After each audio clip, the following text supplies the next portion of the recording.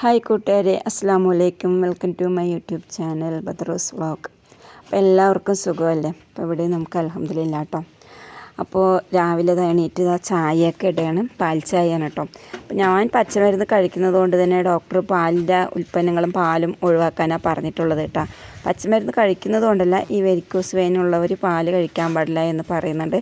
പക്ഷേ ഇടയ്ക്കൊക്കെ ഞാൻ ഓരോ പാൽ ചായ കുടിക്കേണ്ട, അതില്ലാതെ നമുക്ക് ശരിയാവുന്നില്ല. അപ്പോൾ ഇതാന്ന് ഇഡ്ഡലിയാണ് കേട്ടോ ഉണ്ടാക്കുന്നത്.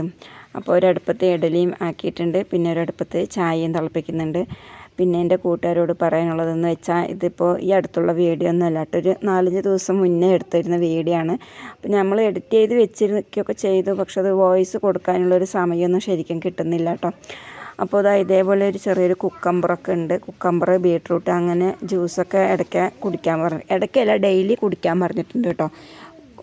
ചെറിയൊരു കഷ്ണം ഇഞ്ചി ഇട്ടിട്ട്, ഒന്നില്ല കുക്കമ്പർ അല്ലെങ്കിൽ ബീട്രൂട്ട്, രണ്ടും കൂടി മിക്സ് ചെയ്ത് കുടിക്കുകയാണെങ്കിലും കുഴപ്പമൊന്നുമില്ല എന്നാണ് കേട്ടോ പറഞ്ഞത്. പിന്നെ കുറച്ച് ചൂരമീനൊക്കെ ഉണ്ട്, അതും എടുത്തിട്ട് ഞാൻ വെള്ളത്തിലിട്ടിട്ടുണ്ട്. അപ്പോൾ ഈ മീനൊന്നും ഇപ്പോൾ ഞാൻ കഴിക്കുന്നില്ല കേട്ടോ. കാരണം പറഞ്ഞാൽ ചൂരമീനൊക്കെ ഒഴിവാക്കാൻ പറഞ്ഞിട്ടുണ്ട്. അല്ലെങ്കിലും ചൂരമീനോട് വലിയ താല്പര്യമൊന്നും നമുക്കില്ല കേട്ടോ. അപ്പോൾ 2 പൊതി മീനെടുത്ത് പുറത്ത് വെച്ചിരിക്കണം. അപ്പോൾ ഒരു മീൻ വാങ്ങിക്കൊണ്ട് വന്നിട്ട് ഇക്ക വളരെ കുഞ്ഞതാക്കി മുറിച്ച് തന്നതാണ് കേട്ടോ, തലേ ദിവസം രാത്രിയിൽ. അപ്പോൾ അത് കുറച്ച് പൊരിക്കാനും കറി വയ്ക്കാനും കൂടിയിട്ട് ആക്കാമെന്ന് പറഞ്ഞു. അപ്പം തന്നെ ഞാൻ ഓരോ കവറിലാക്കിയിട്ട് കെട്ടി വെച്ചതാണ്. പിന്നെ നല്ല പഞ്ഞ പോലെ പൂ പോലുള്ള ഇഡ്ഡലിയൊക്കെ റെഡിയായി വന്നിട്ടുണ്ട്. അപ്പോൾ ഇഡ്ഡലിക്ക് ഒരു സാമ്പാറും ഉണ്ടാക്കണം, പിന്നെ കുറച്ച് ചട്നിയും കൂടെ റെഡിയാക്കണം കേട്ടോ. അപ്പോൾ തലേ ദിവസം രാത്രിയിൽ കുറച്ച് ചപ്പാത്തി ഉണ്ടാക്കിയിരുന്നു. അപ്പോൾ അതൊരു 4 എണ്ണം ആ കേസറോളിൻ്റെ അടിയിലുണ്ട് കേട്ടോ. അപ്പോൾ അതിൻ്റെ മീതെ തന്നെ ഞാൻ ഈ ചൂടുള്ള ഇഡ്ഡലിയും കൂടെ ഇട്ട് കൊടുത്തിട്ടുണ്ട്. അപ്പോൾ ആ ചപ്പാത്തി ഒന്ന് ചൂടായി കിട്ടുമല്ലോ. പിന്നെ കുറച്ച് പൊട്ടുകടലയൊക്കെ ഇട്ടിട്ട് ഞാൻ ചട്നിയും ഇവിടെ റെഡിയാക്കി വെച്ചിട്ടുണ്ട് കേട്ടോ. അപ്പോൾ കുറച്ച് പൊരികടലയൊക്കെ താളിച്ചിട്ടാണ് ചട്നിയൊക്കെ ആക്കി എടുത്തിരിക്കുന്നത്. ഇഡ്ഡലി ആയതുകൊണ്ട് തന്നെ ചട്നിയും സാമ്പാറാണെങ്കിൽ കുറച്ച് കൂടുതലൊക്കെ ഒഴിക്കണം അല്ലേ. ദോശയ്ക്കൊക്കെ കുറച്ച് മതി, പക്ഷേ ഇഡ്ഡലിക്ക് അങ്ങനെയല്ല, അതിന് കുറച്ച് കൂടുതൽ ചട്നി എന്തായാലും വേണം. അപ്പോൾ ഞാൻ കുറച്ച് മല്ലിയിലയൊക്കെ ഇട്ടിട്ടാണ് കേട്ടോ ചട്നിയൊക്കെ അരച്ചത്. അതാണ് നല്ല പച്ച കളറായിട്ട് വന്നിട്ടുള്ളത്. പിന്നെ കുക്കറിൽ കുറച്ച് സാമ്പാറും കൂടെ വെക്കാൻ, അത് വെറുതെ ഉള്ളിയും പരിപ്പും കൂടി ഇട്ടിട്ട് ഒരു പേരിന് 2 കഷ്ണം കുടംപുളി ഇടുന്നുണ്ട്, ചെറിയൊരു പുളിക്ക് വേണ്ടിയിട്ടാണ്.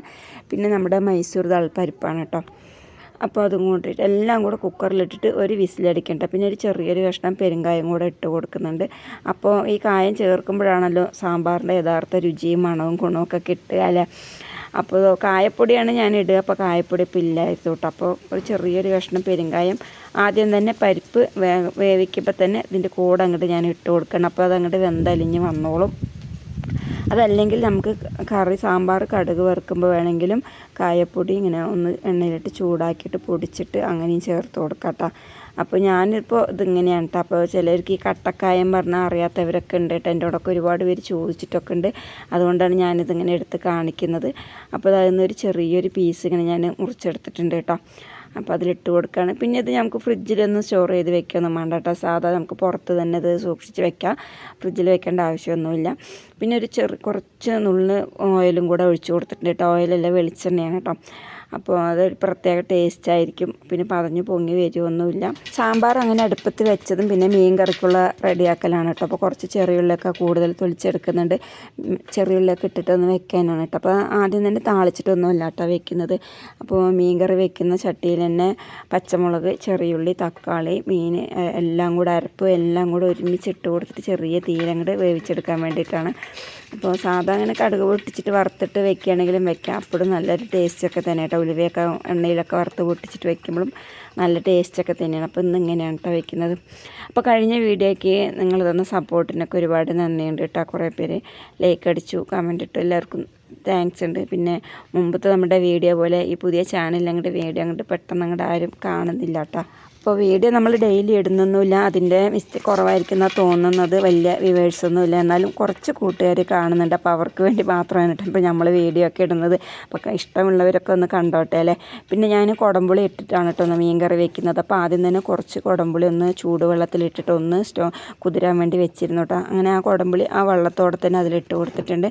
അപ്പോൾ ഇത് ഞാൻ പുറത്തുനിന്ന് മേടിച്ച കുടംപുളിയൊന്നുമല്ല, നമുക്കിവിടെ അടുത്തൊരു വീട്ടിൽ നിന്ന് ഇങ്ങനെ കിട്ടിയതാണ് കേട്ടോ കുടംപുളി.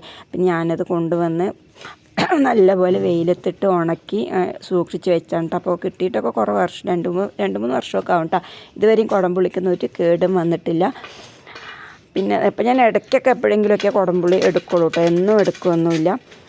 അപ്പോൾ എൻ്റെ കയ്യിലുള്ള പുളി കുറച്ച് കറുത്ത പഴയ പുളിയാണ് കേട്ടോ, സാധാ പുളി. അപ്പോൾ അതിട്ട് കറിയൊക്കെ വെക്കുമ്പോൾ കറിയൊക്കെ ഒരു കറുത്ത കളറാകുമ്പോൾ നമുക്ക് എന്തോ ഒരു ഇഷ്ടക്കുറവ് പോലെ കേട്ടോ.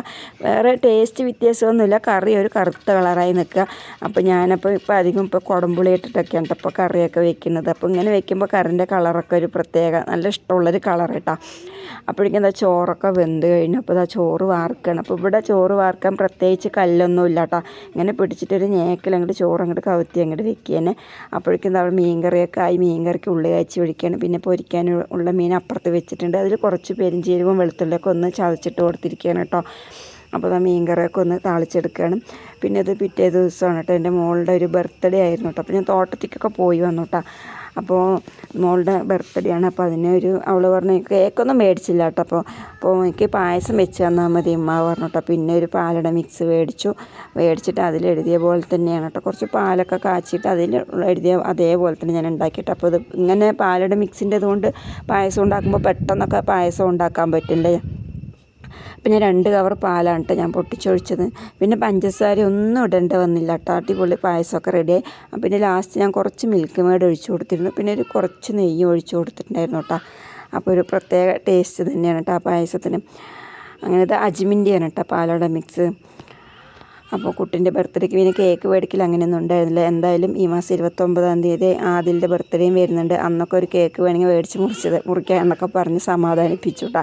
പിന്നെ ഒരുപാട് അങ്ങോട്ട് വാശി പിടിച്ച് കരയുന്ന കൂട്ടത്തിലൊന്നുമല്ല. നമ്മളെന്ത് പറഞ്ഞാലും മക്കൾ അത് ശരിയെന്ന് പറഞ്ഞ് അങ്ങോട്ട് അനുസരിച്ച് പോയിക്കോളും. അപ്പം മോളിൻ്റെ കാര്യം കേട്ടോ. അപ്പോൾ ആദിലിന് ചില സമയത്ത് അങ്ങനെയല്ല കേട്ടോ, ഭയങ്കര വാശി തന്നെയാണ്. അപ്പോൾ പാലൊക്കെ നല്ലപോലെ തിളച്ച് അങ്ങോട്ട് ഒരുവിധം ഒന്ന് കുറുകി വന്നിട്ടുണ്ട് കേട്ടോ. ആ സമയമാണ് ഞാൻ ഈ പാലടൻ്റെ മിക്സ് അങ്ങോട്ട് ഇട്ട് കൊടുക്കുന്നത്. അപ്പോൾ ഇത് ഇട്ട് കൊടുത്തിട്ട് ഒരുപാട് നേരമൊന്നും വെക്കണ്ട കേട്ടോ, പെട്ടെന്ന് വെന്ത് കിട്ടുന്നൊക്കെ ഉണ്ട് കേട്ടോ. അപ്പോൾ ഞാനിങ്ങനെ ഡയറക്റ്റായി പൊട്ടിച്ചതും ആ പാലിലേക്ക് ഇട്ട് കൊടുക്കുന്നില്ല. ആദ്യം ഞാൻ ഇതുപോലെ ഒരു ഉണങ്ങിയ വെള്ളമൊന്നും ഇല്ലാത്തൊരു പ്ലേറ്റിൽ അങ്ങോട്ട് കൊട്ടും. എന്നിട്ടൊന്ന് ഇളക്കി നോക്കട്ടെ എന്തെങ്കിലും ഇടയിൽ കിടക്കുന്നുണ്ടോ എന്ന് പറഞ്ഞിട്ട്. എത്ര പാക്കിങ് ചെയ്ത് വന്നാലും എത്ര ഡേറ്റൊക്കെ കറക്റ്റ് ആണെങ്കിലും നമ്മളൊന്ന് ശ്രദ്ധിക്കണം കേട്ടോ. എന്തെങ്കിലും വല്ല പുഴുവോ വല്ല കൂറാഞ്ചാതി എന്തെങ്കിലും ഉണ്ടെങ്കിൽ പിന്നെ ആകെ പണി പാളില്ലേ. അപ്പോൾ അതൊന്നും ഇല്ല കേട്ടോ, നല്ല ഫ്രഷ് തന്നെയായിരുന്നു. പിന്നെ അത് നമ്മളിത് ആ തിളച്ച് കൊണ്ടിരിക്കുന്ന പാലിൽ അത് ഒഴിച്ച് കൊടുത്തിട്ട്. അപ്പോൾ ആ കറുത്ത കളറൊക്കെ കാണുന്നത് ഈ ഉണക്കമുന്തിരിയാണ് കേട്ടോ, കശുവണ്ടി ഉണക്കമുന്തിരി എല്ലാം കൂടെ ഉള്ളതാണല്ലോ. പിന്നെ അത് ലാസ്റ്റ് ഞാനിതാ കുറച്ച് മിൽക്ക് മേഡ് കൂടെ ഒഴിച്ച് കൊടുക്കുന്നുണ്ട്. അപ്പോൾ മിൽക്ക് മേഡും കൂടെ ഒഴിക്കുമ്പോഴൊരു പ്രത്യേക ടേസ്റ്റ് കേട്ടോ.